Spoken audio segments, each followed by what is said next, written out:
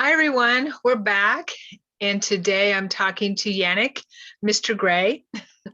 And he is an experiencer, an extraterrestrial experiencer, and many experiences, I guess we would call it strange experiences.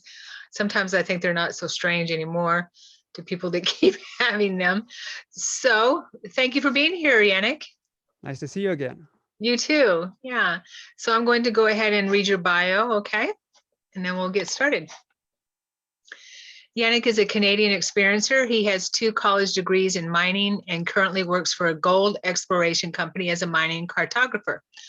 He's into energy and sound vibrational healing and holds private gatherings with people who are interested in knowing more about the ET phenomenon, helping them in their own awakening process. He has been an experiencer since the age of 3 years old, though things stopped while being in school. Soon after college, uncontrolled events started happening, from visions to ETs, UFOs, angelic experiences to psychic predictions, remote viewing, communications with the afterlife, and possible ET abductions. He believes that he has been blessed with a chance to live out these experiences. Wow, can't wait to hear more about it. So do you mind, go ahead. Well, thanks for Just having getting me. started, yeah. Yeah. Well, I've got this presentation, so might as well put it on. Great. Just give me a second. Okay, share screen. Here you go. So, like you said, my name's Yanick, aka Mr. Gray on YouTube. I've got my own Experiencer Interviews YouTube page for those that do want to check it out. I do interviews like Sharon here, and I've been doing this for over a year now. Like one of my past interviews, I did a Milab discussion with 4 lovely ladies that a lot of you probably already know. This one was with Jocelyn Buckner, Melinda Leslie, Misha Johnston, and Lorraine Fenton from the Fenton Files. And of course, Misha has her own radio show. Now, and do you mind? Do you mind explaining Milab to some viewers? experiencers do tend to have visits from military personnel. So Milab is military abductions, military. That's probably the main thing. Okay. Yeah, when you start talking about too much about certain aspects of the phenomenon, certain like military factions, they do find out and they want to know why you've been taken, if you learned anything from them. So they do. Some of them get drugged, and I don't know. There's a lot involved with the subject, and it's somewhat taboo. It's a bit dark. Like, why would humans abduct other humans? But again, thank you. Humanity is not really that well. It's not really angelic. We've been we've done a lot of bad stuff. So this is a panel where these ladies talk about what happened to them at a certain UFO conference. Some of them got abducted by military personnel together, and they share the story and a few of their the images when they got broken into their bedroom, the hotel room, really. So this is some of my friends from Starboard Support. It's a bit thanks to them that I've opened up. I spoke at a UFO conference in Portland, Maine, 2016. Some of you might recognize Audrey Hewins, Debbie Hewins, and others, part of the group. So big thanks to them that I'm here. So who am I? So yeah, my name is Yanick Aumont, French Canadian. So I'm 45 years old now, and I was born in Ontario, Canada. So I was raised in Tomogamy, Ontario. So that's like a small town by like a huge lake. So I found out recently that a lot of Bigfoot sightings over there. And growing up, my mother was into angels, pendulum, crystals, and my grandmother told me that she had a lot of weird dreams flying. So I'm not sure if it's ET related, but it's a bit like OBE-ish.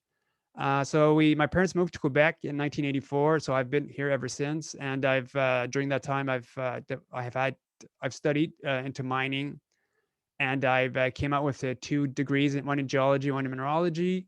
I've worked for the Ministry of Transportation, and I've been a mining cartographer since 2005. And I've worked in the diamond and gold exploration companies. So here in Temagami, so this is a photo of me in the actual bedroom where the beings would come. I tell my mom, like I remember telling my mom at the age of 3 and 4. So these are like the oldest memories that I do have of that time. And I tell her that there were people coming into my bedroom at night. I don't remember seeing them. I'm not sure if it's been blanked out, but many times I tell her people would be coming, and I was so afraid of knowing that they'd be coming or that they were behind me, like watching me sleep. I would sleep with my belly tucked against the wall, like very tight, my entire body, or sometimes in a fetal position. I was so afraid to look behind me, knowing that they're there.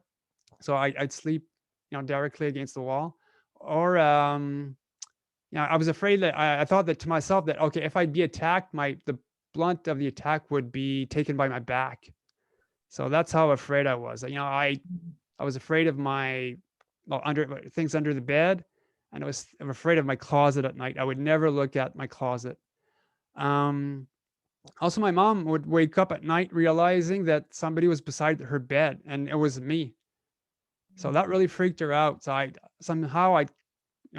climb off get off the crib, and I'd be there watching her sleep. And when a MUFON researcher told me once that sometimes when they're being brought back, you're afraid, and you do tend to go see your parents sleep because that brings you comfort.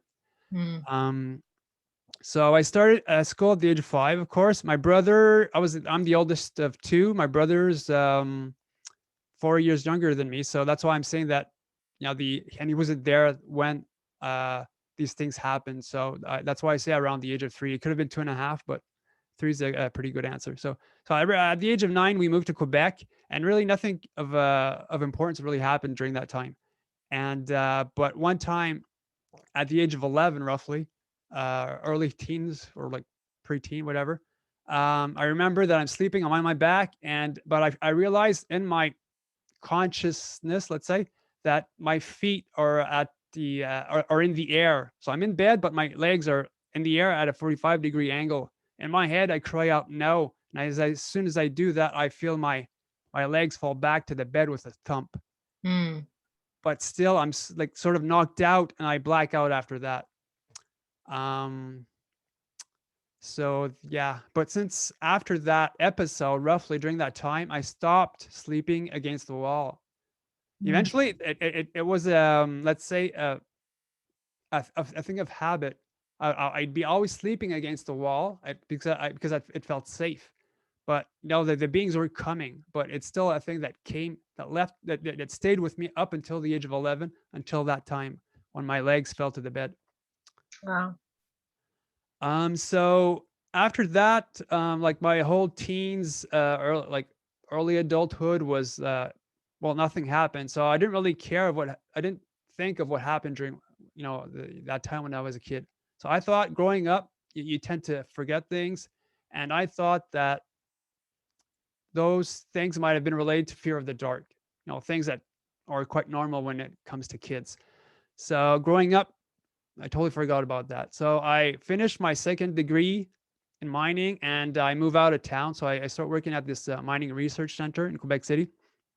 And so that's, being on my own, out of school, no like school brainwashing, governmental brainwashing, all that stopped. Finally on my own. Um, that's when things started to happen.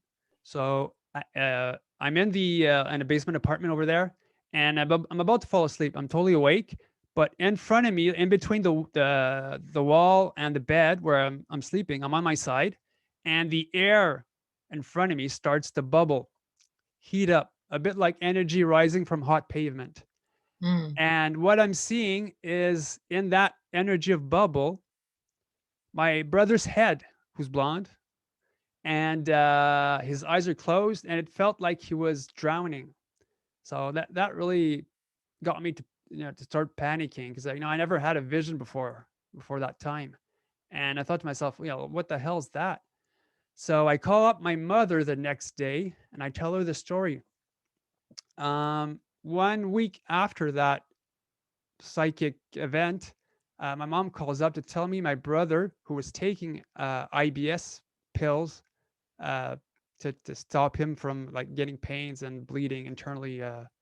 It's not like Crohn's, but it's like, I think it's ulcerative colitis, something like that. And he was the pills the doctor gave him was actually killing him.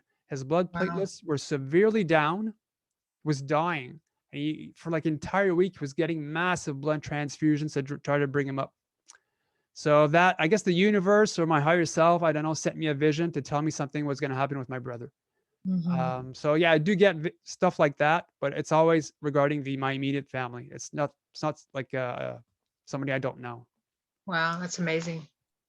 So we moved. Well, I moved back to my hometown after the contract finished, and so yeah, nothing happened over there, like for like maybe a year. Um, Now this story, let's say, you can plant it out like for throughout my entire life. Let's say, when I was a kid, I watched once the movie called Child of Glass. Okay, that's a really old movie, and in this, the plot follows a young boy who moves into a former plantation in Louisiana and encounters the ghost of a young girl who was murdered on the property. Now, Mm. the movie's really good, but the thing that really got to me and stayed with me my entire life was the image of that young girl, what we would perceive as a ghost, all in white, but she was the way she was dressed, like an old pajama, very fluffy ish, and I was like traumatized. But nothing scary about that movie. It's for kids. But the thing is, her soul, I think, was trapped inside that like a doll that was hidden away on the property. But Mm. just keep that image of the young girl in your mind for now. Okay. So I moved to my former hometown, and this happened in 2007, 2008 during the summer. I was seeing another girl at the time, and so you got to know I knew nothing about ETs, and my family's there's a lot of ghost stories. So the paranormal in my life was like it was normal to me, but I didn't know anything about ETs. So I'm in my apartment. It's summer. It's super hot. The curtains are opened. Everything's open to try to get some like I'm living on a second room, a second house apartment, second level apartment, and there wasn't much like air movement within that bedroom, so everything was open. And I wake up one morning. So this is around 6 a.m., let's say. And normally I sleep on my stomach, but this time I wake up on my back for some reason. And so I'm looking around the bedroom, all like calm. And I realize that there's something floating above the bed, maybe like 3 feet away from me. And so I start concentrating on it because I could see something. It was like tangible, like it had substance, but I could see through it. And what I'm looking at is I'm seeing like these black lines. So I start concentrating on the lines and I'm going like around the head. And I thought, oh my God, looks like a head. So I start concentrating in the head area. Then I realized that there's two big round eyes looking back at me. And Mm. what I realized was probably the bottom part of the chin. Mm. So uh so so I looked at it for like a good 30 seconds and just like looked at it. And for some reason, I didn't panic. I was calm. And then I had the impression, oh, it's only a ghost. So I just leaned over and hugged my girlfriend and I went back to sleep. Mm. So I thought I can't, at that time, I didn't know what was happening, but now I was probably being manipulated to be Mhm. calm Mhm. so I could see it. And Yeah. the fact that it was semi-translucent, it gave me the time to concentrate on it. Not like you'd wake up and this face is right in front of your face, and I would have jolt. I Mhm. would have panicked. But the way that they did it brought me in a sort of position where I didn't panic. Right. So this is how it to me how it it looked like. I'm in bed. So this is actually like a cheap Photoshop of my bed. And so this is what it looked like. So you could see the actual bedroom of the house that where it happened.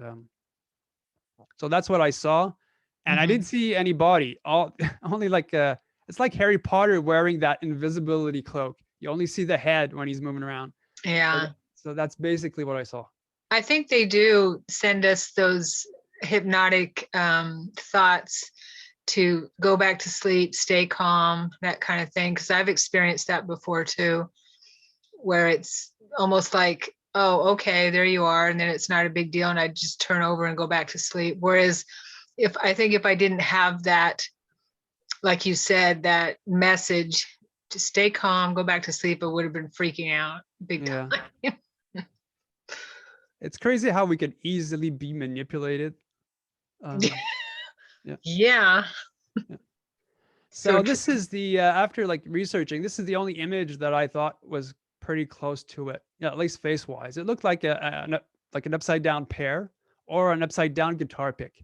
The grays would, if it were a gray, the eyes would have been slightly, because they've got a big head and like a big forehead, so the eyes would have been slightly down and probably more tear shaped. But this was more like a mantid or insectoid. The eyes were a lot higher up, and you'd have like a long chin with the mouth at the bottom. Did his eyes look like they may have been wider spread apart than a gray? Perfectly round, perfectly round. Yeah. So, in that same apartment, like what I call a birth prophecy came true. I'm not sure how long after that, let's say mantid came to me. So I'm sleeping on my side and my left side. So my right ear was like pointing to the ceiling, and maybe like an inch away from my ear, I hear a woman's voice, not internally but externally, and the woman says, "You're going to be an uncle and your parents' grandparents." So thinking that somebody's in the room, I wake up in a jolt, panicky, and the light switch was just above the bed. So I turn it on and I look around, nobody's in the bedroom. And I look at my girlfriend at the time, and she's still sleeping. So I knew it wasn't her. So I thought, oh, that's strange. So I fall back, I close the lights, fall back, sleep, call my mom the next morning, because she's into angels and stuff. So she's the only person I was able to share with. And for some strange reason, I thought everybody was having these events happen to them. So I never talked about it, but my mom also told me to not talk about it just in case. So I got this voice telling me that I'll be an uncle. And the backstory, but my brother, he got married at the age of 24. So I was around 30 years old at the time when this happened. So he'd been married for a few years, and he tried to get his wife pregnant, and nothing happened for many years. And she had in vitro and hormones, and she almost died because they gave her way too many hormones. And so I thought, okay, well, I'll never be an uncle, or because I don't have any kids. And 3 months later, after the voice, my brother calls up and he says, "Yanick, do you feel old today?" And I thought, wow, that's a strange question. Do I feel old? I said, no. Why? Well, you're going to be an uncle. I thought, yay. Like, I was happy for the family, happy for my parents who wanted to be grandparents. And so I called my mom, thinking that I was the first one being told. And of course not. My brother called my mom first. And then she says, "Do you remember about the voice that told you that you'll be an uncle?" And then when it hit me, I totally forgot about it. I thought it was a dream, and my jaw dropped like, that actually happened. That's really cool. And so that was okay. Well, that's how things started off, like slowly, eventually, like every now and then these things would happen. I had an out of body experience, if I can interrupt you just for a second. Yeah, go ahead. Where I was, my ex and I were living together, and his daughter moved in with us for a little while. She was 19 or 20, I can't remember. And I had an out of body experience that night, and I went to stand at her doorway and look at her in bed while she was sleeping, and I could see a red glow in her stomach, in that area of her abdomen, and it was just a red glow. And I felt that I felt that there was something going on there. There was something there. And I think it was 2 or 3 days later, she told us she was pregnant. Oh. Yeah, that was really cool. You found out before her. Mm-hmm. I could see that. I could see that life force within her. from that state.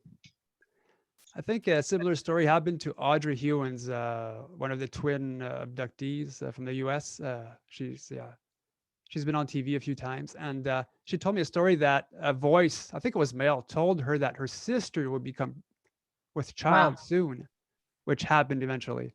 Nice. So yeah, we do get messages. Mhm. So yeah, in that same apartment, in my head, I can't recall if the voice was female or male, but it told me the word serendipity, which I woke up with in my head the next morning. And though I'm from a French family, but I all my English schooling was done in English. But growing up, I never heard that word before. So I had to at that time Yahoo it because I wasn't using Google. I'm not sure if it was really like if people knew about that at the time, but I Yahooed it. And so what came out of that word was the occurrence and development of events by chance in a happy or beneficial way, accidentally being in the right place at the right time, like bumping into a good friend in some unusual location. So that word stayed with me, and each time something Mhm. happened, I couldn't really put that word on an event. And so I started feeling weird. I knew my health was changing. Like, experiencers like have this sort of higher self knowing thing that's a bit weird, that I'll get into later on. But I thought, okay, well, my Yeah. mom knew a medium, so she gave me the number, and I took an appointment. And she told me that this medium's pretty good, that she travels around and does talks. So I visit her, and she starts telling me, and she's always looking at right beside me. And she felt like her eyes were watery, like she was crying all the time. But she was always like looking as if somebody was beside me, and she was like asking questions mentally. And she tells me that in a year and a half or two max, I'll be meeting up with a blonde girl that I'm gonna be with her, but that I need to take my time. And I thought, okay, well, we'll start dating and things we'll take things slow. That's how I took it. But then she starts doing this with her hand, and she says, okay, well, her hair is gonna be here. But she was like, she didn't know how long it was for some reason. I couldn't make heads or tails of it. So so I go away from the meeting like happy and stuff. I was quite pleased with it, and I buy a new. So my girlfriend and I, at the time we break up, and I buy a new house. So this is the so it's a modular home which I was brought onto a site, and so I had like an argument with my boss. I went in his office asking for a raise because I haven't had one in a few years, and he starts like, ugh, like starts bringing his chest up and acts like a bear. And it's like for the entire time I hardly breathed in anything. So all stressed, I go back to my office, and my head starts spinning, and I eventually have to vomit at the office, like not Mm. like in the bathroom. So the secretary brings me home, and I fall asleep in front of the toilet. I was so sick. My heart was panicky, Mm. shaking, rattling, beating fast. I thought I was going to have a heart attack. And I was born with like a heart defect at the time. Oh. And so I fall asleep in front of the toilet on the floor. I wake up and I go to bed. And I realize I'm sort of like out of my body. I'm in the, if those could see the bedroom at the far end of the, right beside the sofa, that's my bedroom. And I'm in the corner over there. And I know my body's in bed, but I'm sort of like in a fetal position in that corner. And right beside the table right there is the main entrance. So being out of body, I'm still aware, but I hear like the door opening. So I turn around and I look through the corridor right here, and I look at the door, and the door's still closed. And as soon as I turn back to the corner of the room, the bedroom, I feel like a hand plunging through my heart, my back, and Mm. grabbing my heart. And as soon as it grabs my heart, I feel my body calming down. Wow. So my heart starts beating like slowly again. And I feel like being tucked back into my bed, like I'm being sucked back in. And I wake up the next morning all like super well, like Wow. full of energy. And I had another like event. Sometimes I'd be out of body, like things were going rough with me at the time, and so I wasn't like totally there. So one time I feel like I'm out of body, but on the floor sleeping, knowing that my body's still in the bed, and I hear the female voice say to me, "What are you doing on the floor?" And I feel I feel like this lady or whatever hugging me, and I feel this huge love, huge love. I've never felt love like that powerful before. And I feel like I'm being tucked or like being brought back into my body again. Mm. Do you think So that first experience may have saved your life? I think so. I think so. It was crazy. Yeah. Yeah. So I've got like a bicuspid valve, heart valve, and so the blood flow is a bit different because of it. So I thought, yeah, I could have died. Um, So, so from 2010 to 2013, in that apartment, I had a lot of spirit activity. As soon as I bought the house, first thing going in was once inside, I said to all my family, my star family, my soul family, those that knew me in the past that have passed on, you're allowed to come and visit me in my house, but as long as you protect the house. So I'd sage everything, and as if from that moment on, I started getting taps on my back, like like Mm. like double taps, just to wake me up, Mm. like to tease me. I don't know. And sometimes even when I moved to my dad's, I got taps like twice the same night, one on my calf and one on my shoulder. So yeah, I started being felt up slowly. My trash bin would start opening and closing at night. So so you could see the dog at the bottom there, but right in Uh-huh. front of right in front of it was where the plastic trash bin was. And so when I was almost married, I had a fiance. During that time, she in the bedroom. We went to bed late, so again 12:30 roughly.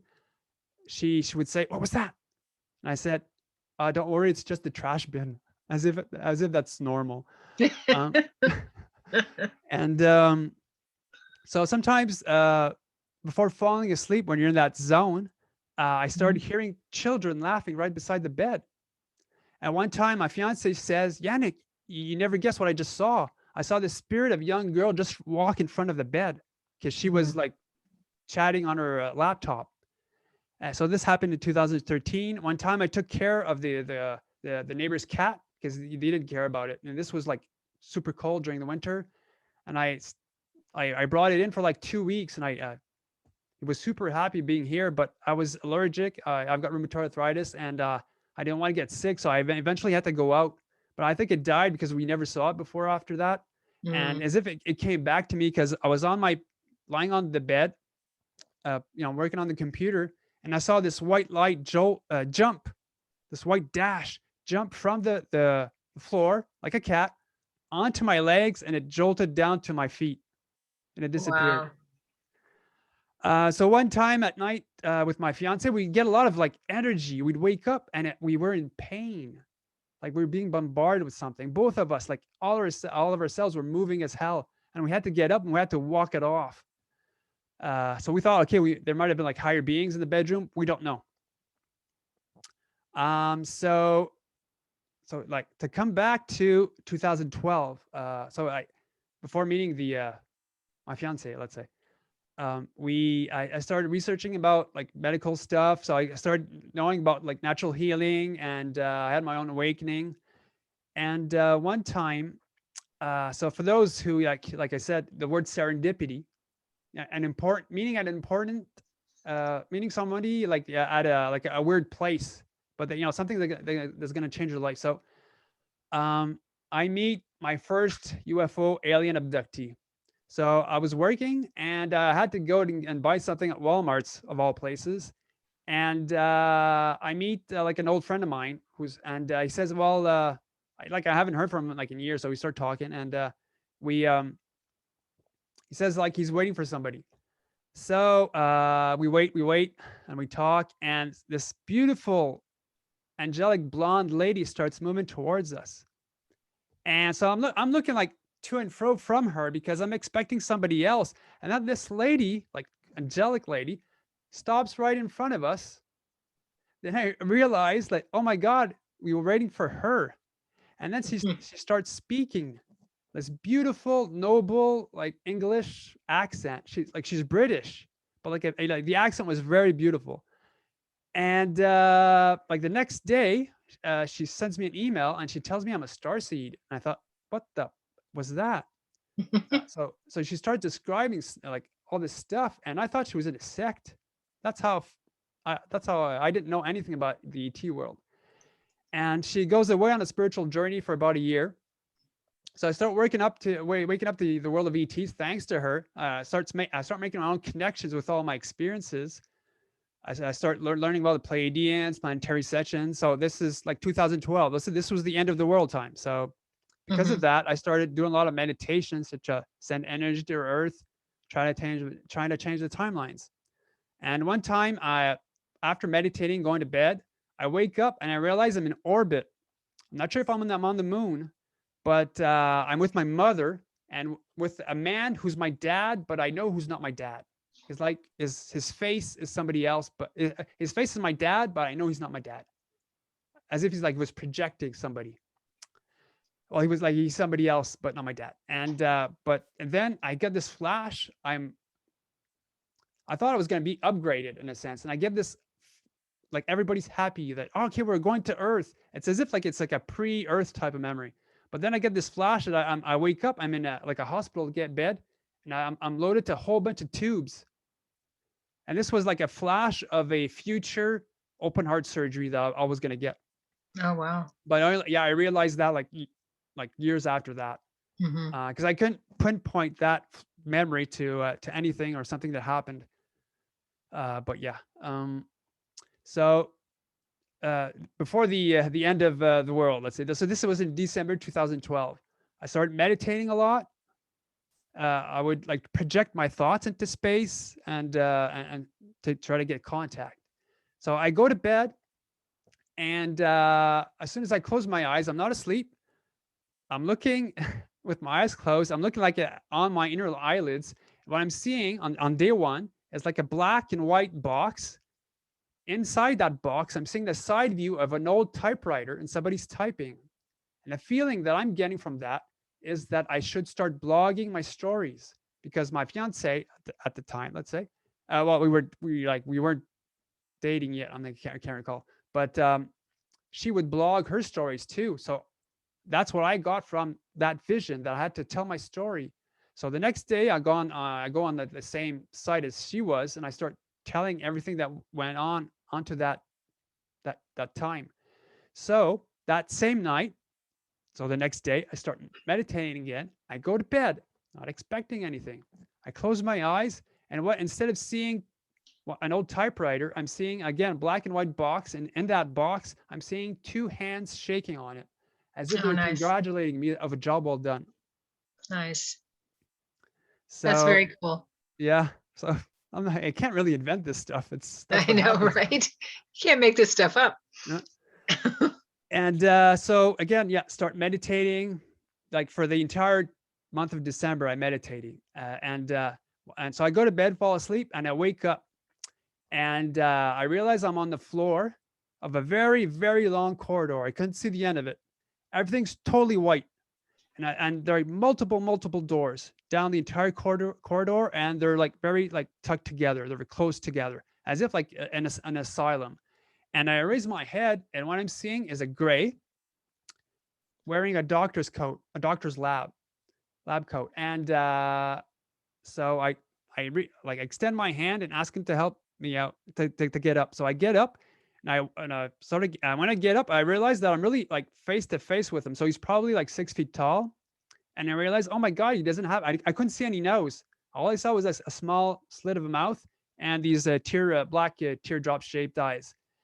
And what I realized is, okay, he didn't have any hair on his head, but he had at the back very unkept, spiky hair, very dense hair, spiky.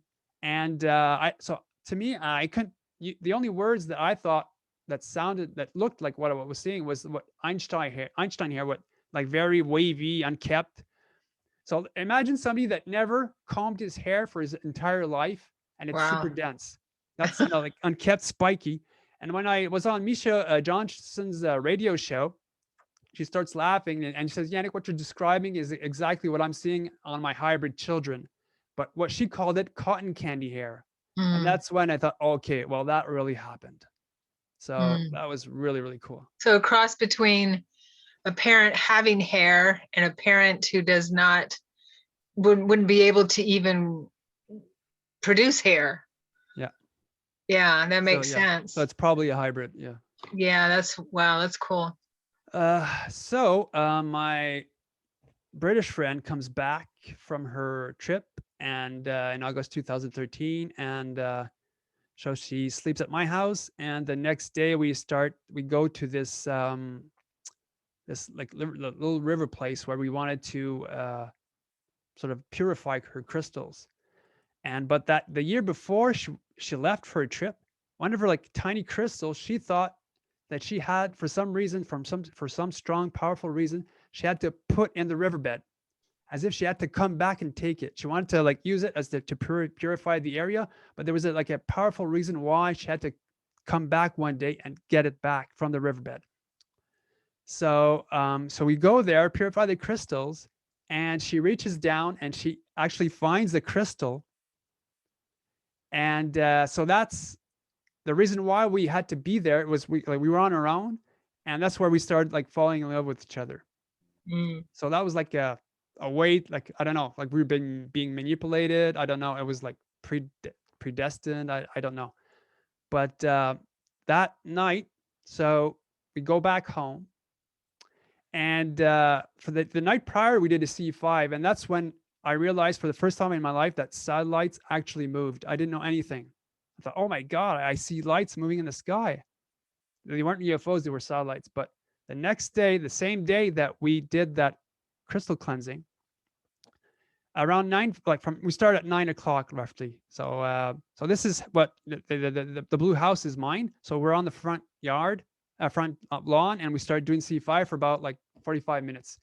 And exactly from that top left corner, moving to the top right corner, so in sort of to us in a sort of diagonal fashion, this around 10 feet long, orange lollipop, orange red orb glides silently, slowly from one end to, let's say, from the one end to the sky to the other, no sound. And Wow. everybody was outside. Like, the neighbors' kids were outside. Nobody saw it, as if it was only meant for us. And so we were in awe, and we were just looking at it. And the thing was so close to the ground. It was you could see the posts, the electric posts over there, or the light posts. It was roughly 30 feet above that. So I could have thrown maybe a rock at it, which I would have done. But yeah, that's how close it was. And it lasted about like for a minute. It just did a flyby. And we did other C5s, and we had other contact with ships, but they were like a lot farther away. Let's let people know what a C5 is. So that is contact of the fifth kind, where you call in beings, correct? That's right. Yeah. Yeah. So you do like one of at that time we I can't remember the chant we did. Kadosh, Kadosh, Kadosh, Adonai Tsabayoth. I think that means Kadosh, Kadosh, Kadosh, Adonai Sabaoth. So you use that. That's awesome. Yeah, holy, holy is this seed of all hosts, or something like it. Yeah, it's close to that. So we did that, and Dr. Greer's thing that where you project your thoughts into space. Let's say you show the universe, whoever's listening, where you are in the galaxy, in the Milky Way. Then you zoom back to where you are in your solar system. Then you zoom to like to the moon, the Earth, and where you're located on the planet. So I'd be doing that back and forth for about an hour. Yeah. So a week later, I go to my parents' house right here, and so they have So this house. let me interrupt you for a second, Yanick. Yeah. So Stephen Greer actually has an app and has meditations on the application that you can use. We just did a C5 last weekend in my sister's place in Seattle, and we had 7 people there. Even though the skies were cloudy and everything, we didn't get lights in the sky or anything like that, but we got some amazing beings around us and got some really cool photos, plasma and everything like that. So you Nice. can get all kinds of contact. Oh yeah. Yeah. Yeah, you Thank can do you. C5 in your own house, and things Totally. might happen. Yeah. Totally. Yeah. Yeah, they come through the wall, so don't no worries. Be Uh, prepared. yeah. So yeah, this happened a week later. So my friend had to go. Were we dating at the time? I can't recall, but yeah, see, so this was, yeah, rather early. So like a week later, I go at my parents' house alone, and at that night, it was a starry sky. So around 9 o'clock, I start doing for an hour. I just go around the house doing this, what I just talked about. Nothing happened, and I felt sad. So I thought, okay, the thing is, my British friend, she's an abductee, a gray abductee since childhood. She had military after her, and her great grandfather was a knight and a brigadier in the British Navy, I think, and he was good friends with Eisenhower during the war. So he was, yeah, he's well known, and so my during that entire time that we were together, my phone was tapped, and that wasn't really fun. But yeah, as soon as we had to break up for obvious reasons, the phone, the tapping stopped. But so I thought the UFO appeared to us because of her. So I'm at my parents' house. I do the C5, and I go inside the house for like a 5 minute break to talk to my folks. And I step outside. As soon as I step on that white like brick road in front of the Mm-hmm. patio, as soon as I put my first foot on the ground, I get the feeling to look up. And as soon as I look up, the same orange craft starts flying in from right to left Mm. in that photo, maybe again 20, 30 feet just above the tree line. And I was in awe, but I get the impression to go inside and get my parents.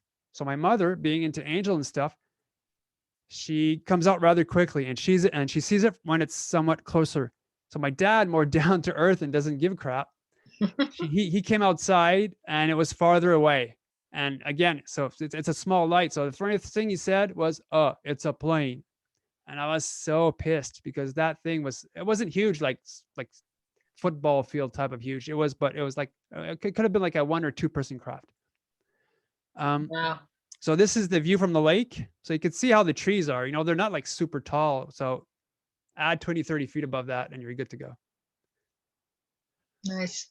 So not knowing why these things happened to me, so eventually I told my British girlfriend, who became my fiance there.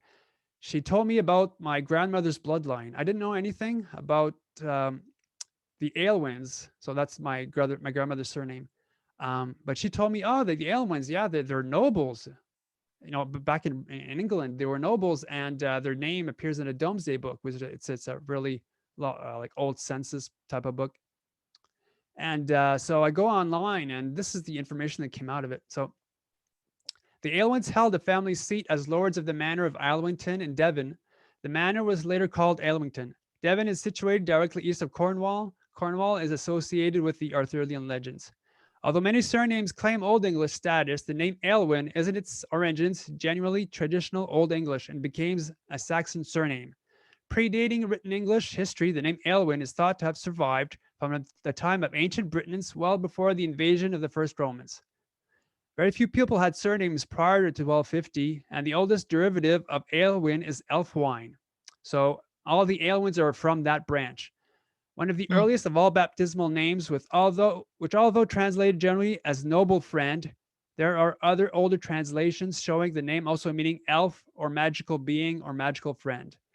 Mm. Now, recently, last year, I was watching a documentary on YouTube talking about the Anunnaki. And in that thing, and during that docu, they talked about the Anglo-Saxon meaning of the word elf and elfwine.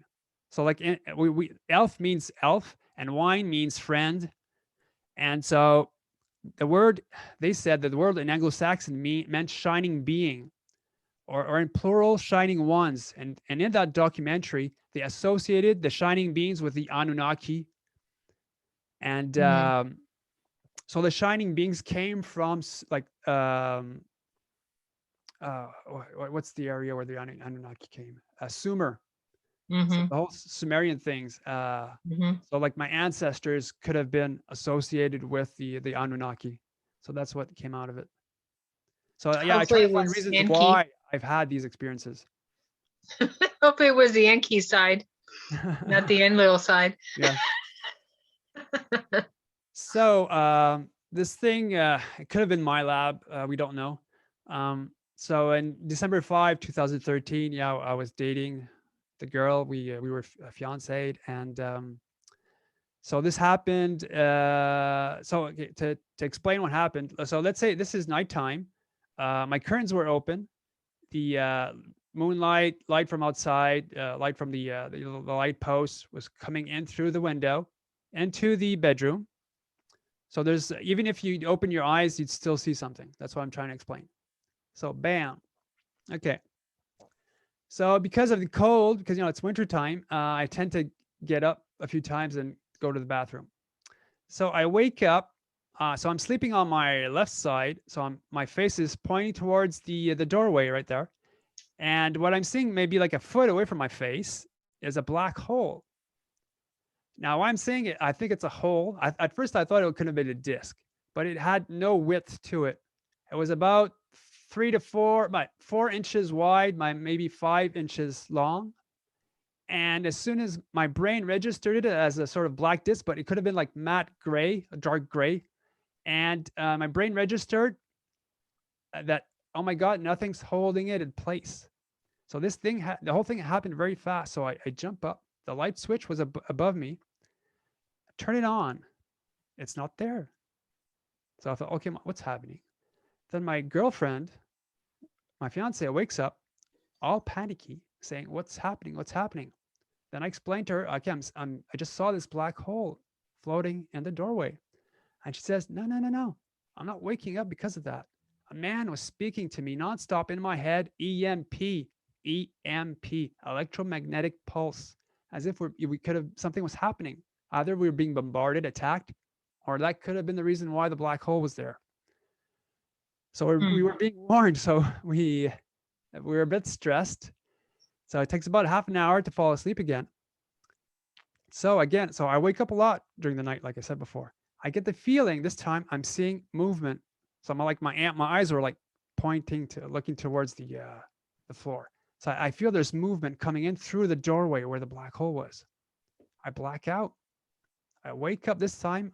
I'm leaning towards her, and so I look in front of her, and I realize that I'm seeing these 6 foot tall, around 5 shadow beings, very broad shoulders. She drew it. She didn't get it right, but they were like very, like, imagine football players, but only the shadows.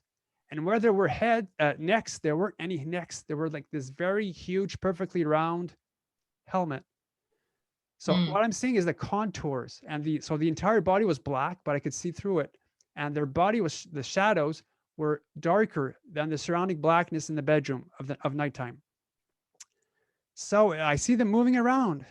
So I feel super drugged up, very groggy. Like, imagine waking up from an operation. Then you're so drugged up, you fall back asleep. That's how I felt. Wow. But I'm still able to move. I with a lot of effort, I'm able to raise a hand and say hi. As soon as I do that, I black out. Now I wake up. I feel I'm standing, but I'm looking downwards to my feet. I'm wearing hospital robes, like after an operation. But I imagine I'm naked because my feet are bare feet. And as soon as I realize that, I black out. I wake up the next morning. Some people say it could have been my lab. I don't know. Wow. Interesting. So I did a lot of research on that in the beginning, and the only photo that came to mind was Wangina's, which could have been grazed or ET related. And these spirit beings, they're talked about a lot in Australia, if I recall. Now coming back to that child of glass thing, can you go, Yanick, can you go back to that explanation of the Wangina's for a second? Yep.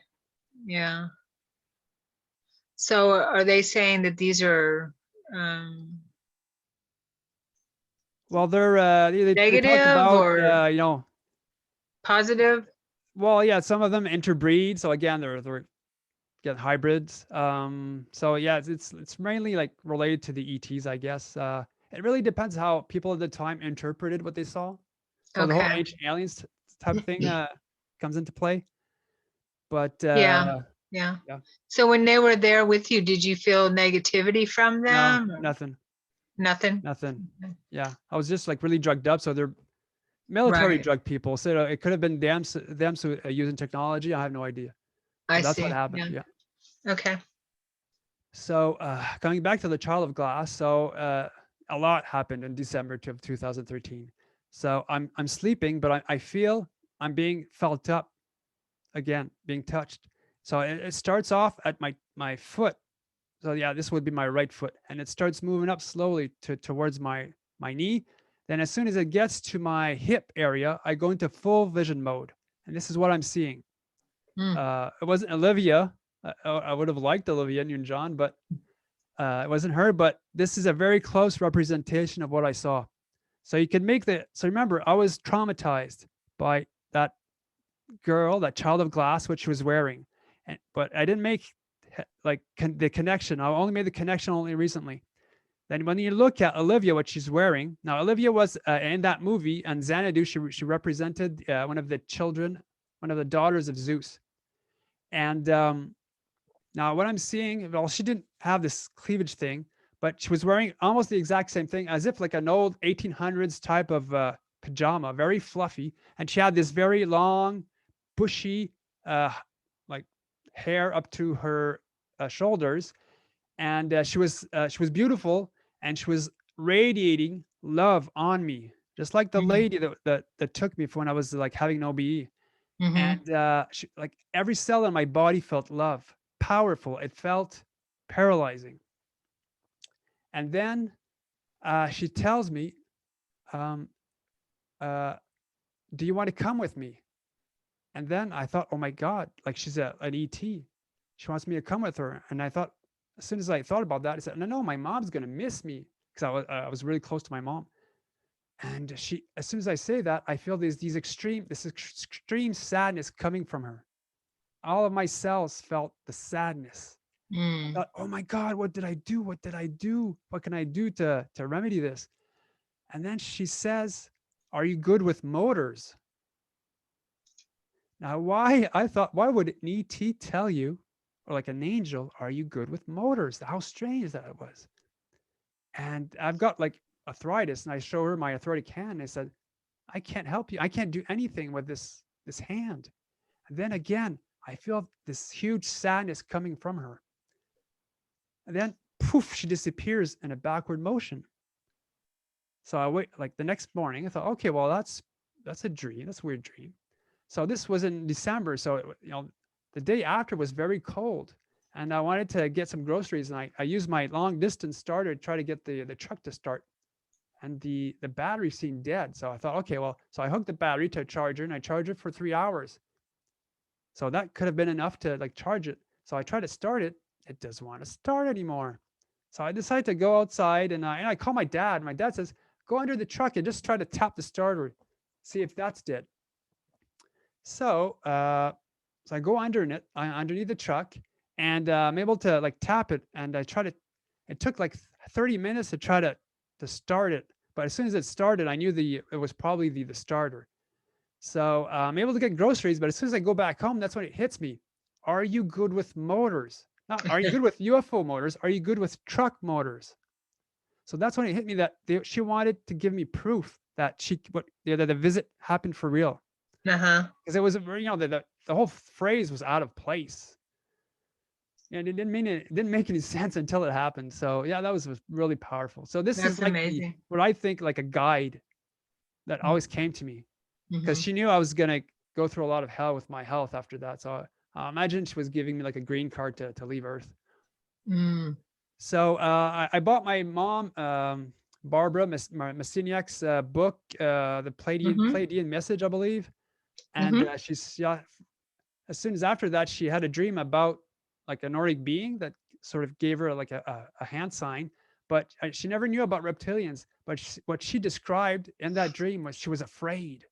My mom was afraid of a being with leathery skin, and that being gave off like really dark energy, and she was really afraid. And from that moment on, when my dad saw the UFO, he started having experiences. He woke up to have a shadow being right beside him. So that could have been his mom, because his mom passed away a few months prior. Mhm. And during that time, for some reason, I wanted my dad to meet other women. Now, my dad's with my mom since the age of 16. Like, so they knew each other forever.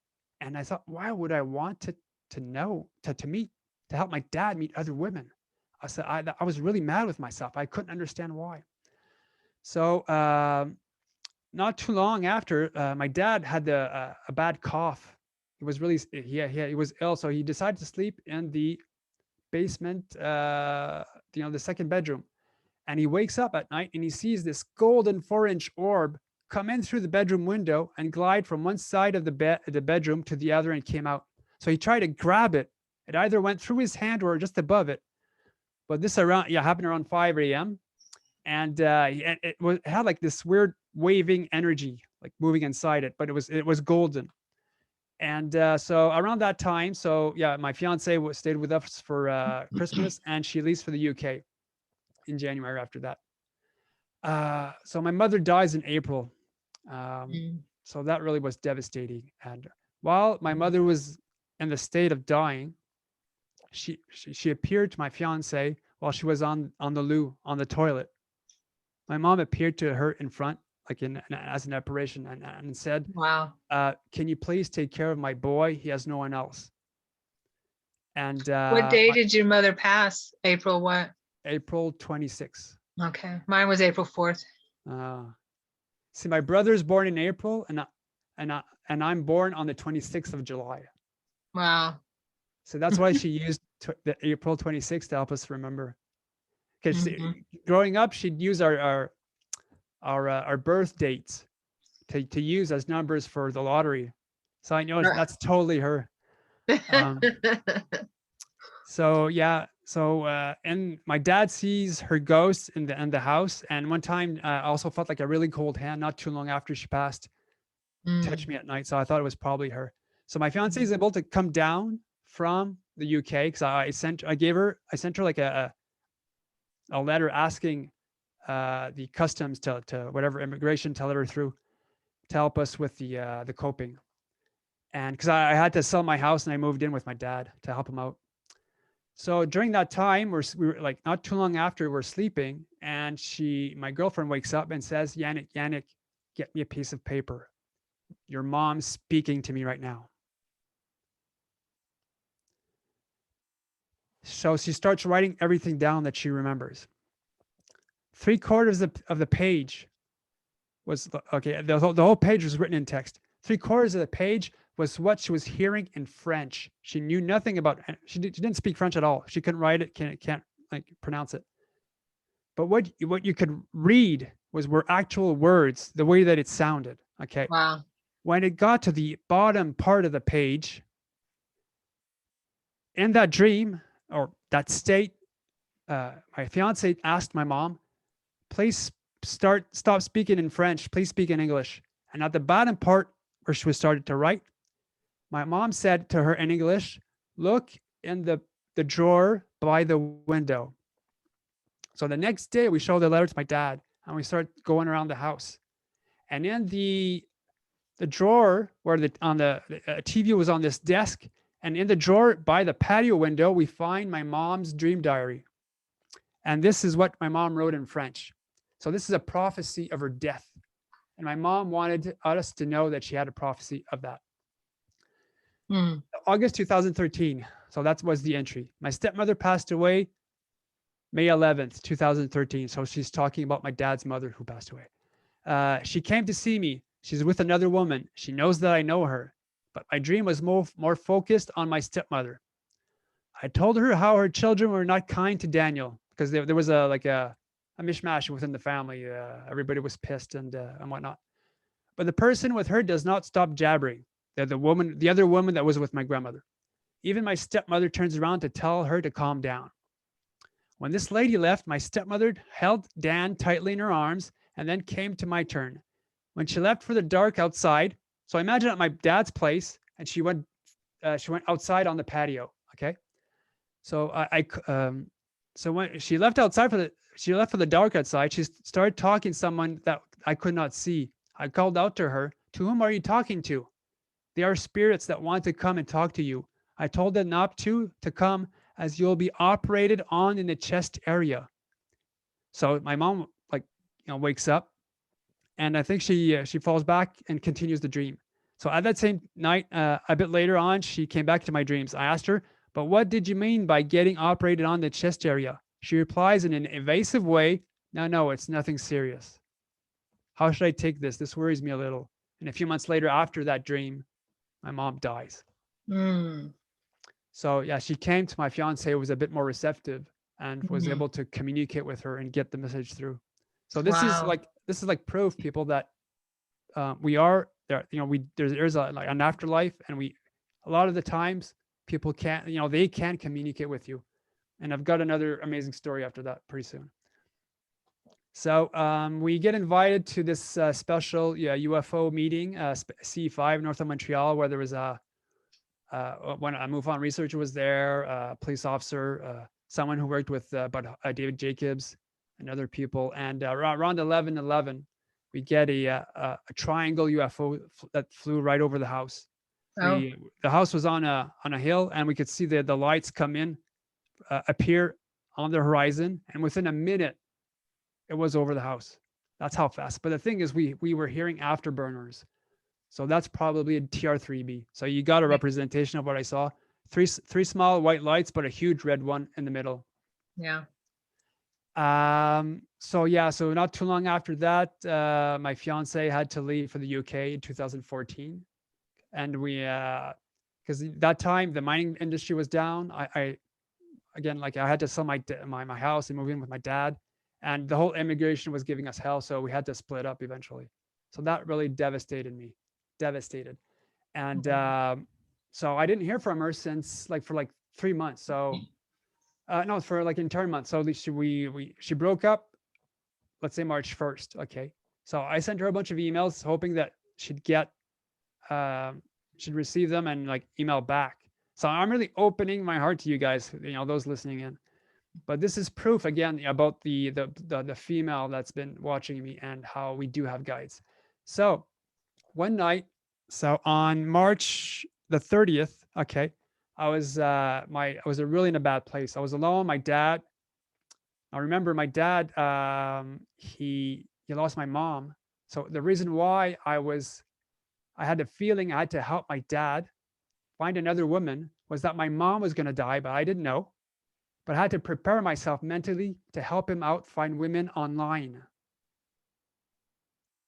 So we know things, but not knowing that we know it. So that's that. Right. Yeah. So that's the reason why my brother couldn't do it. I had to help my dad a lot. He wasn't really there.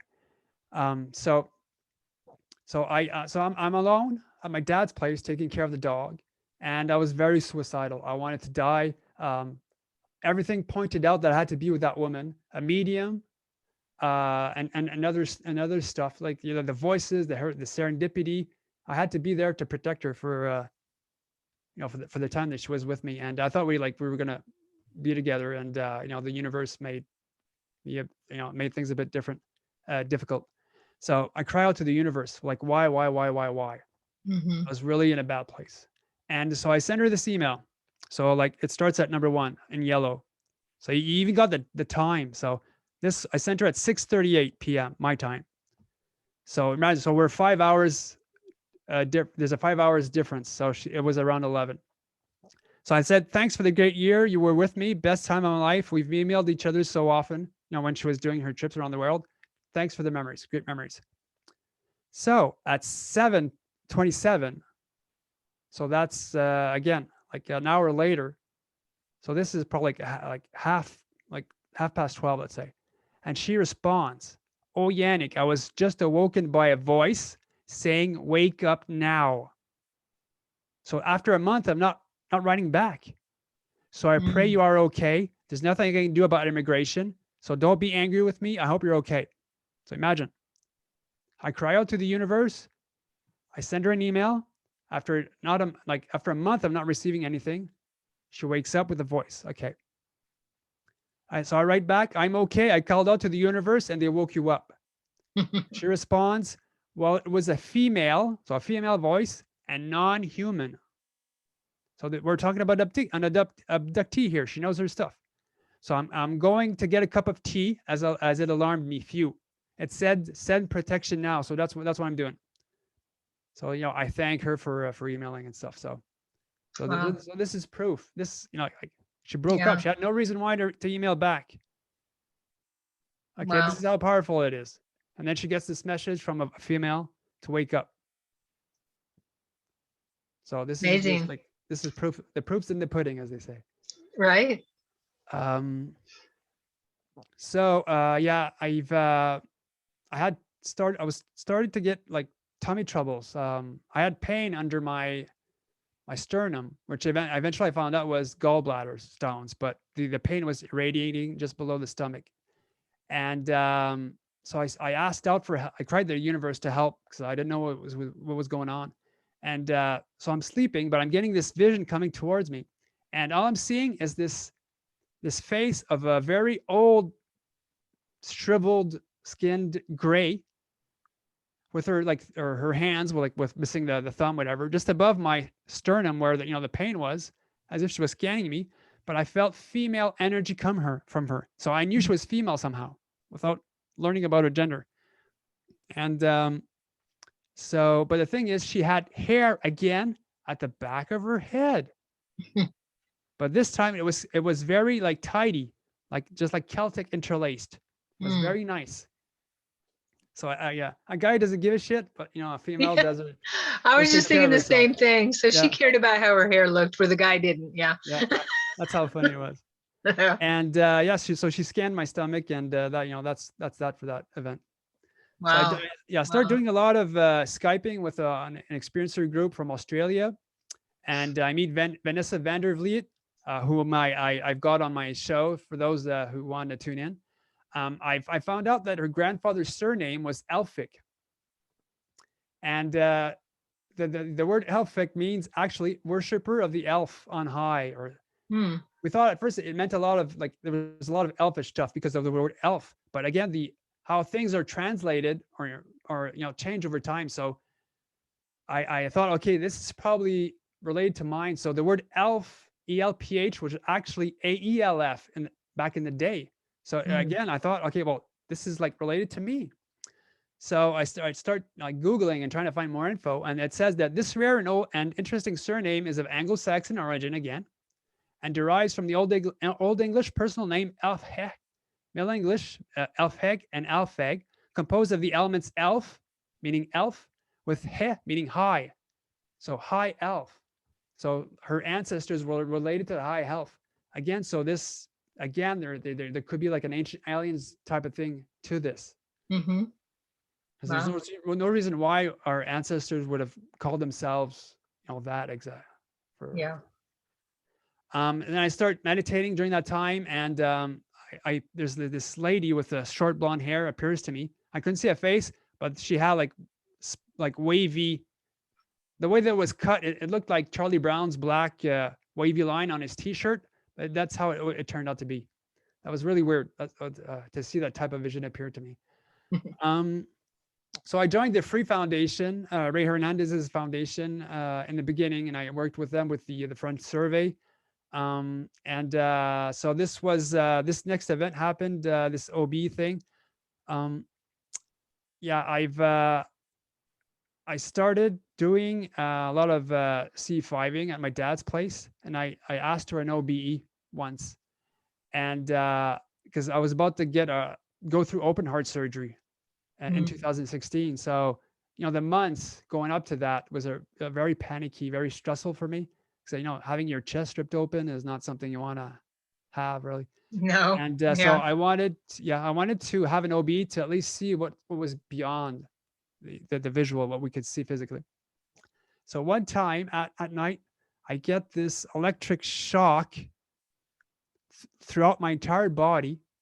And I get this, I eventually, long story short, I get an OBE and I go up and I go up and I go up. I go through the, the ceiling, the roof, and I'm in Mm-hmm. orbit. Mm-hmm. And what I see, this thing happens really fast, and I'm seeing this huge, like outdoor theater TV screens in front of me. And what I'm seeing on those is like what I thought was my life review. And I said, okay, I'm dead. That's all right. You want me to go somewhere else? Let's do this shit. That's exactly what I said. So as soon as I say yes, I black out. I realize I'm in front of this young boy with rotten teeth. And he says, oh, you're so-and-so's son. I know her. So, my mom passed away. I know where she is. Let's go and find her. And as soon as I walk away with him try to find my mom, I black out. And I wake up the next morning. So again, I get a lot of tappings during that time. And now my dad, this story is pretty cool. Happened on, this was in 2016 before falling asleep. I get a telepathic message of a man saying, yawn to assist, which I thought he said yan, but the thing is yawn, which was probably, for those, I might talk about later, but those that watched Vanessa's interview with me, she had a Pleiadian named Yawn, which I found out just recently. And he said to me, yawn to assist. And I heard that telepathically just before falling asleep. So I'm not sure that what was that, but for where he's in, that happened. But that was pretty cool. And an event happened on December 31st. So my dad's at a New Year's party, and I'm alone taking care of the dog again. So it's very cold outside. It's very starry. I go outside to do C5. I put a skidoo suit on, and for like half an hour, I do it, but nothing happened. I'm so chilled. I go back inside the house. So I start saging the house, and I go to sleep not expecting anything. So this happened on January 1st of the new year, 2016. Right behind the ear, on the skull, not on the fleshy part, but on the skull, I get the size of a finger. I get a powerful electric shock to the head. It wakes me up in a jolt, thinking somebody's there. So I start kicking in the air to try to protect me. Then after like a few seconds, I realize nobody's in the bedroom. I turn around and look at the clock, and it's 1:11, 1:11 a.m. Wow. So yeah, they woke me up at an angel number just to tell me that, okay, no C5 stuff, but we came to say hi. And so That's cool. that's how I perceived it. So this, so what was this again? So yeah. So I'm explaining here the actual Facebook post that I wrote down, explaining the powerful static shock behind the skull and whatnot. So nothing major happened, and nothing of consequence happened in 2016. But after the operation, everything went well. So this is around fall. So this is during the time that people go out hunting. So my dad was out hunting with his girlfriend with a crossbow. And during that night, the night before he was going hunting, I hear my dad's voice saying my name in my head, and I was very panicky. These things that when they happen, I know it's for a reason. So Yeah. I wake up. And I thought, okay, well, he's with his girlfriend. He's okay. He's not alone. So I fall back asleep and wake up the next morning around 7:30. So 7:30, nothing's happening. Good. 8:30, nothing's happening. 9:30, nothing. 10:30, I get a call from his girlfriend in the woods because they had cell reception. And she says, Yanick, your dad's, he's a bit panicky. He says he's lost in the woods. And my dad's a woodsman. He worked for a logging company, and he'd sleep in the woods. So, and he knows the area. He said, no, he can't be, nothing's bad. He's not lost. And he calls up, and I heard, like, I could hear in his voice that he said, Yanick, come and get me. Like, I feel lost, whatever. So I knew, but beforehand, I was already dressed, and I thought, okay, well, something happens, I'll be ready. So I jump in my truck and I drive hell fast to, I didn't know where he was, but I knew approximately where he was. So I'm able to find him.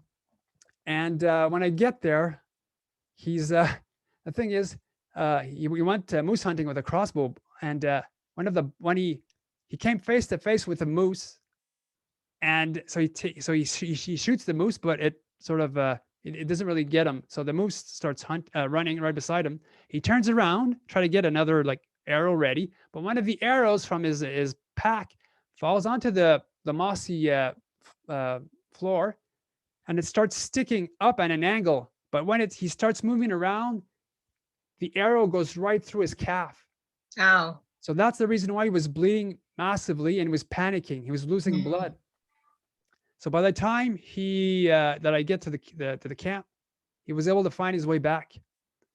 And so the universe was telling me something's going to happen and be ready. So I was, his girlfriend does a dry fast. So I was able to bring him to the hospital fairly quick. Wow. And save him. Nice. Wow, that's amazing.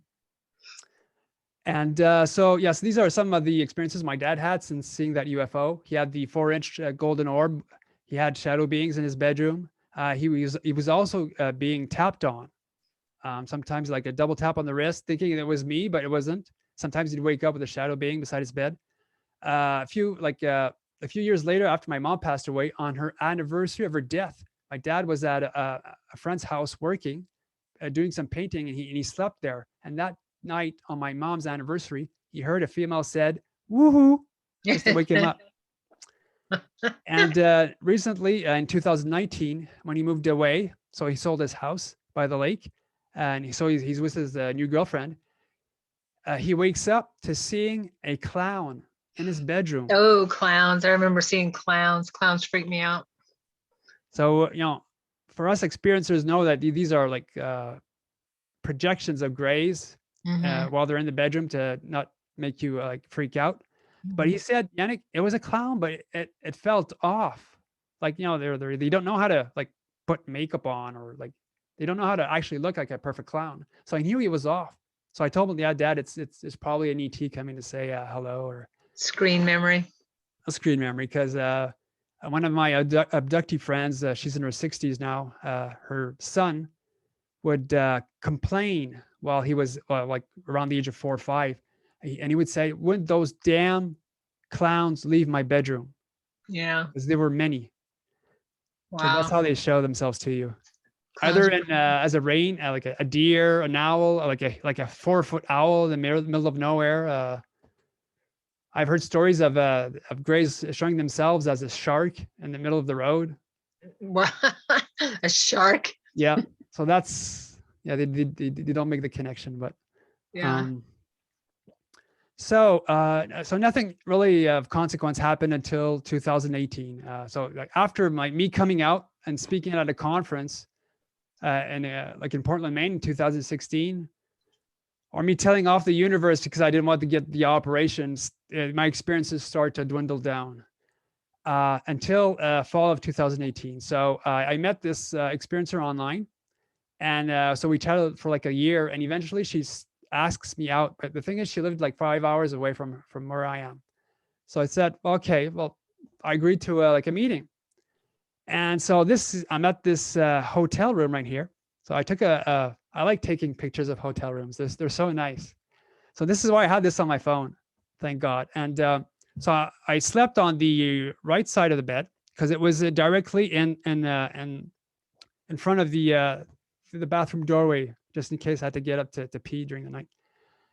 And so like I'm just like a few kilometers away from where she lives. And so I realized, so this happened during the night.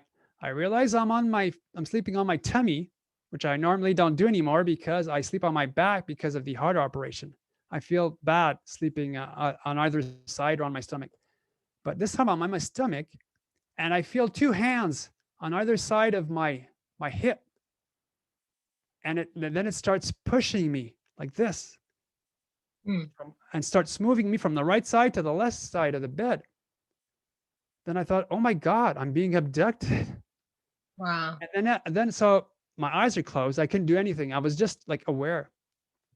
And so with my mind, I project out telepathically, I send them love. And then as soon as I do that, I hear this high-pitched screech, like non-human, very high-pitched, like something you'd hear in a horror movie. Oh, I thought, weird. oh my God, like I was expecting a gray, like some form of telepathy. So I send them love again. Again, I hear this high-pitched outside of my head sound.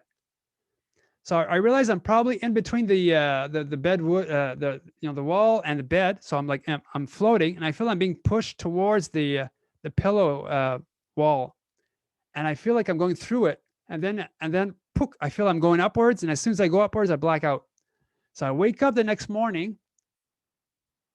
So like probably a few hours later, and I write that story down on Facebook that I was probably abducted, but I said nothing about the screeches. So my friend, my lady friend, gets up, and I start, hey, did something happen to me last night? Did something happen to you? And she said, yeah, something happened to me. And she says, I felt I had pillows being pushed all around me, and somebody was giving me a big hug, like securing me, and it was being moved around on the bed. But the thing is, I was hearing high-pitched screeches. I heard 3 of Wow. them, because she told them, please stop pushing me around. It hurts. And as soon as she said that with her mind, she started hearing high-pitched screeches. So the thing That's is, strange. I don't know if we were being abducted at the same time to have a look at us, because we were two experiences being brought together to have a checkup if we were compatible. So that's how I saw it. Have you heard of any beings that have that high screeching sound? Nope. Nope. That is Nope. really weird. Because seeing like a possible mantid or insectoid, I was expecting like the ticking that you hear with mantids, The clicking, the yeah. clicking, yeah. And so yeah, I've searched everywhere, and yeah, people have no idea. That's So, strange. yeah. So yeah, so with the Jan the Pleiadian, so I did a pre-YouTube interview with Vanessa at the time, and that's when she told me about Jan to assist her Jan. And Jan was like a Nordic being, and yeah, who turned out to be Pleiadian. And she said that the partner to the female being that walked into his body, let me see, the being did have children, but I think he was part of like a team that would seed life onto this planet. So yeah, people could read the story, but I thought that was pretty interesting that I got that message, Jan to assist, and it could be related to the Jan that was I think her like mate and then another lifetime. It's a bit weird. Uh-huh. So Wow. yeah, for my closing statement, those who are able to see beyond the shadows and lies of their culture will never be understood, let alone believed by the masses. So we're going through this time where disclosure is happening, the message is coming out, and like more and more people do start to believe us. So I guess this is like your show is important. All of our shows are important to get more people on and to get these stories out, so people can understand that more is happening right now. And So it's true. not fairy tales. It's tangible, it's physical, and a lot of us do have proof, which I can't really get into now, but yeah. So that's my Yeah. story. Well, nice. Thank you. Thank you. Yeah. Thank you, Yanick. That was amazing. So many very cool and interesting and otherworldly experiences. Yeah. And none of it is really that strange to me, as you know. Yeah. With hearing some of my experiences. But yeah, I think I'm kind of in the place where I'm past trying to prove things to people. I believe that we're going to reach the people that need to be reached for whatever reason we're sharing. Mm-hmm. Right. Yeah. And I kind of think that whoever we reach, like with your stories, it might help them. Hopefully, my goal is to help someone that may be experiencing their own weird experiences or strange experiences. They don't have anybody that they can tell or talk to. And so at least help them realize they're not crazy, that there are other people out there experiencing strange things too.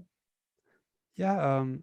See, when I came out and I started like doing radio shows ever slowly, and then that's when I had the chance to speak out at a conference. And when these podcasts start coming out and the people do listen to them, um, Mhm. they realize, okay, well, I went through the same experience, and that's what happened to me a lot in the beginning, and still now. And this girl contacts me on Facebook. She says, "Oh yeah, I saw the same shadow beings as you." And I started Googling, I couldn't find anything other than the Wanginas. So she was really happy um, that she saw the Nice. same thing, and it's so important to share because some like to us we expect that this is normal, but it's not to many.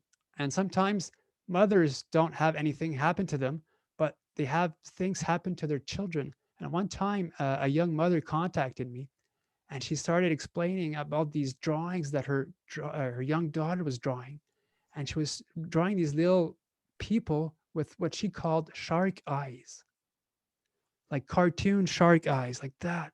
But she was Mm. describing a gray. So this is why it's really important, because some things might not happen to you, but they might happen to somebody else. And yeah, knowing is it's important. So because you do tend, the more you know, the less you freak out.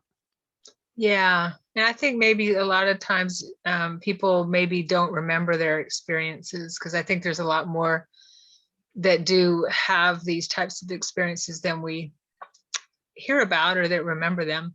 Yeah. And I know that I didn't remember mine until I was an adult, and it took me a long time to be able to talk about them. Okay. Yeah, Yeah. that's sad though. That we can't even share. Sometimes a lot of us can't even share with their own family.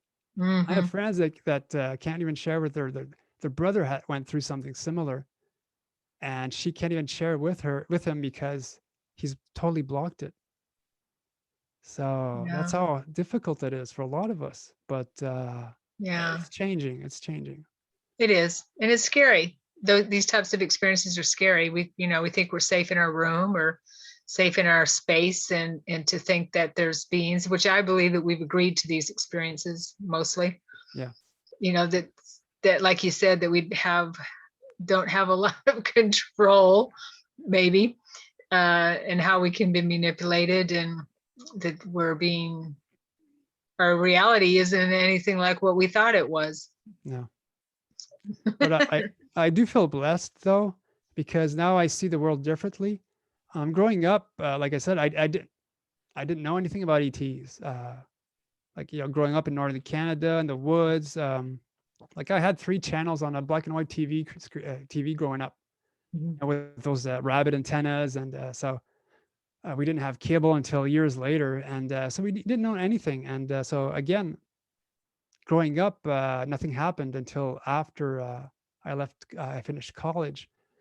So it's a bit difficult to pinpoint like what are these things, what's happening to you.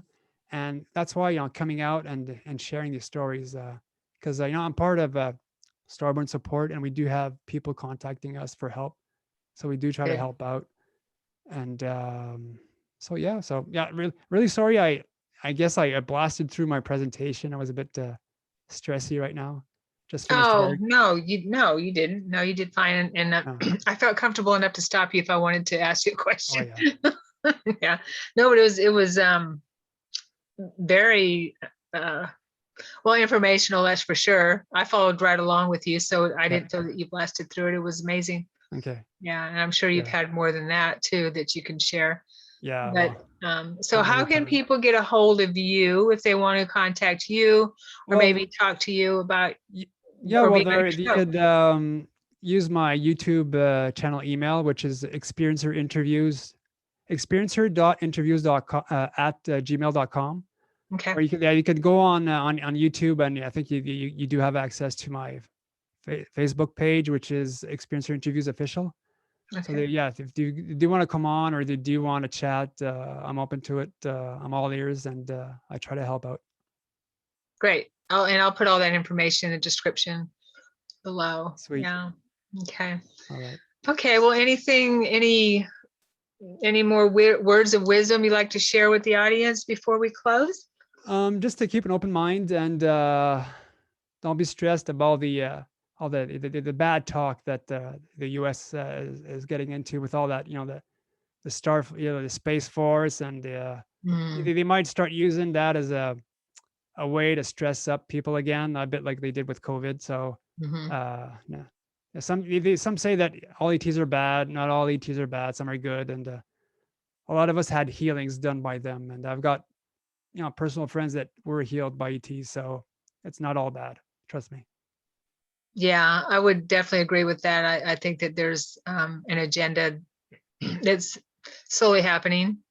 Yeah. To create that narrative that we might, that ETs are a threat, that the bulk of ETs are a threat, without even talking about extraterrestrials or galactic beings or whatever you want to call them. Yeah. Star people that are here to help. I believe, from my experience, that there are more galactic beings that are here to help than harm. Would you agree with that? Very. My Good. experiences weren't bad. I've never felt anything maleficent or evil from them, and to have like an actual like being or guide, like hear my plea, because I wanted to kill myself and call out and wake up my ex, who's and was at her mom's place in England, to get a hold of me, to help me out. So there is good out there. Nice. Yep. Nice. Okay. Well, thank you once again. And sorry about the mix up earlier. I got here a little bit late, but it was great to see you again. And hopefully we'll connect again soon. Okay. Take care. All right. Thank you. Thanks, everyone.